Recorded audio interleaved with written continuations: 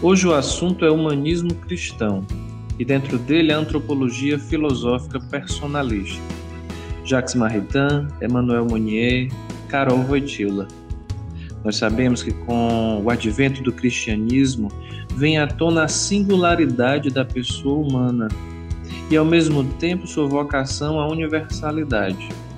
Mas nesses 2000 anos a nossa cultura foi muito influenciada tanto pela antiguidade grega, onde o corpo era um fardo, como também depois pelo movimento renascentista e a sua exacerbação da materialidade. O personalismo abraça a tarefa de evocar a pessoa humana como corpo e espírito e construir as condições favoráveis para a plena realização do homem. Para nos falar deste tema, trazemos o diplomata Emanuel Magalhães, economista e consagrado na comunidade de Aliança Shalom, nesta série de podcast sobre o homem. Nesse início de século XXI, em que a humanidade passa por diversos desafios em esferas diferentes da sociedade, com ampliadas incertezas sobre os rumos do sistema internacional, é bastante oportuna a visita a diferentes referenciais teóricos que, enfim, procuram ter uma visão crítica sobre a sociedade contemporânea. Eu diria que o humanismo cristão, ou ainda a antropologia filosófica personalista, seria um desses referenciais sobre os quais vale a pena voltar o olhar para que a pessoa possa compreender um pouquinho melhor o que se passa na contemporaneidade e também ter uma capacidade de ação sobre essa realidade. Primeiramente, boa parte da produção teórica desses autores, enfim, filiados a essa antropologia filosófica personalista, e eu poderia aqui falar, enfim, de Jacques Maritain, Emmanuel Mounier, Carol Wojtyla. Boa parte da produção teórica desses autores ela foi publicada entre o período posterior à crise econômica de 1929 e também depois das décadas da Segunda Guerra Mundial. Dessa forma, esses autores eles puderam expressar nas suas obras preocupações, ainda que claramente bem mais agudas, né, do que algumas preocupações que temos hoje no nosso tempo, mas preocupações que são de alguma forma correlatas àquelas pelas quais nós passamos hoje, como, por exemplo, eles passaram, enfim, por grandes estragos, né, da grande crise econômica de 1929, pelos horrores, né, da Segunda Guerra Mundial e também da ascensão, né, de regimes totalitários. Então, esse conjunto de acontecimentos ele deu a esses autores capacidade de perceber os rumos perversos para os quais se encaminhava a sociedade naquele período.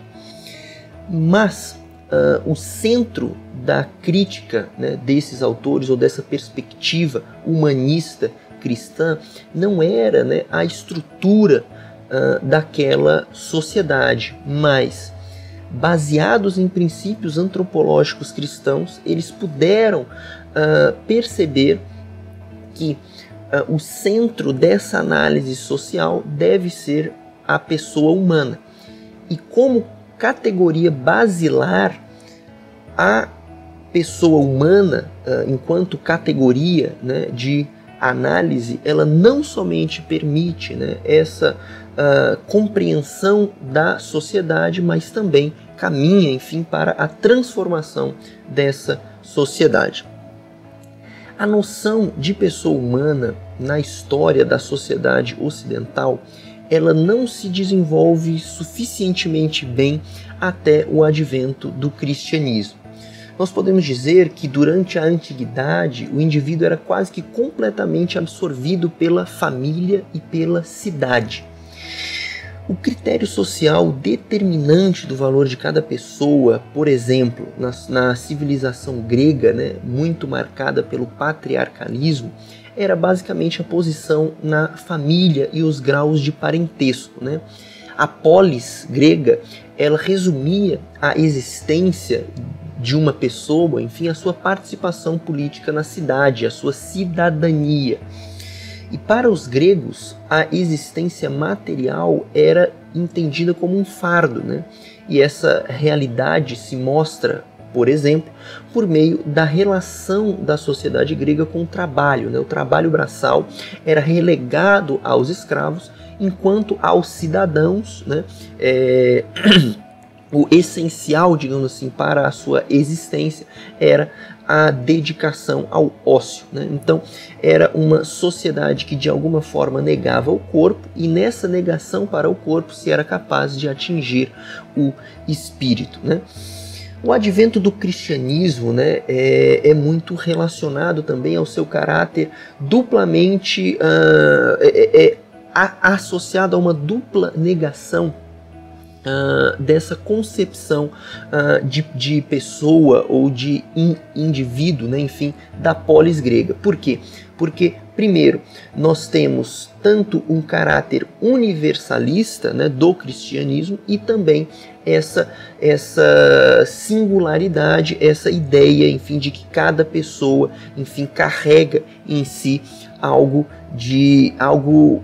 que a torna única, a essa experiência irrepetível da pessoa humana. E essa fórmula básica, né, da ideia de universalismo dentro do cristianismo pode ser encontrada, por exemplo, na carta, enfim, na epístola, né, de Paulo de Tarso aos Gálatas, né, em que ele fala, enfim, que o cristão ele já não é mais grego, já não é mais judeu, escravo ou liberto, homem ou mulher, seriam todos um só em Cristo. Então, essa ideia de universalidade, certo? O critério de existência, né, de valor do ser humano, deixa então de ser a polis. Isso é muito particular aqui, porque Paulo de Tarso escreve, enfim, né, a uma comunidade grega, né, enfim, dos Gálatas, né, então deixa de ser a polis, né, enfim, com suas estratificações e diferenças, né, de posições sociais, e passa a ser uma única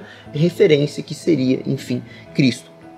Dessa forma, o cristianismo, né, ao elevar a dignidade da pessoa humana a essa dignidade encarnada de Deus, que seria o próprio Cristo, né, seria a pessoa de Cristo, essa dignidade encarnada de Deus, vem romper duplamente essa concepção grega de ser humano, porque dá, por um lado, um caráter singular, né, que independe de posição social, origem, etc., mas ao mesmo tempo universal, exatamente porque vai independer, né, de todas essas posições. De toda forma, essa concepção de pessoa humana, né, que vem do cristianismo, né, ainda não foi dominante, por exemplo, durante o período da Idade Média, né, em que, enfim, você tem uma cristandade que se instala na Europa e que de alguma forma também se expande por outros continentes.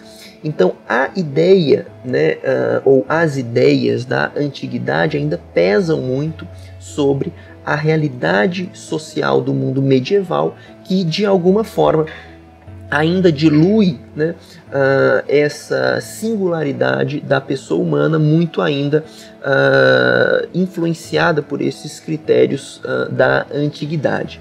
Você tem uma certa reação durante o período do Renascimento, né, em que esse peso do período medieval é lançado longe por uma exacerbação do indivíduo e da materialidade na construção da civilização moderna. Então, já não mais o espírito, e sim o corpo passa a ser exaltado, e a satisfação de suas aparentes necessidades, enfim, passa a ser o fim último da existência humana, enfim, após, né, enfim, todo esse movimento do Renascimento e da concepção, enfim, de uma sociedade moderna em que cresce mais e mais essa negação à transcendência. Então, a pessoa humana, ela ainda não encontra um espaço, né, na modernidade, que é fruto, enfim, né, desses movimentos, enfim, que surgem ali no Renascimento, e que encontra também um ancoradouro seguro no individualismo burguês, que é centralizado exclusivamente na materialidade e que impede a pessoa de existir plenamente.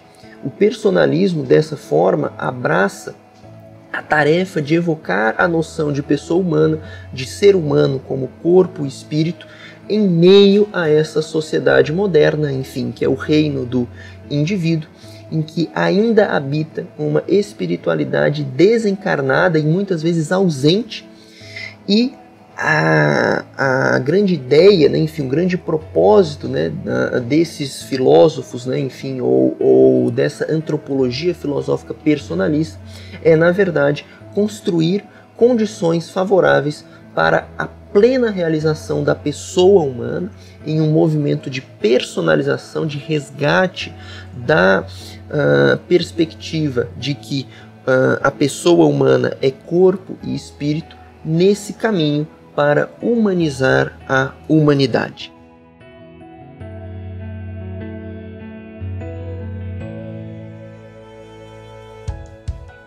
Este conteúdo é produzido pelo Instituto Parresia. Curta, comente e nos contacte através do site conshalom.org/Sociedade da Paz.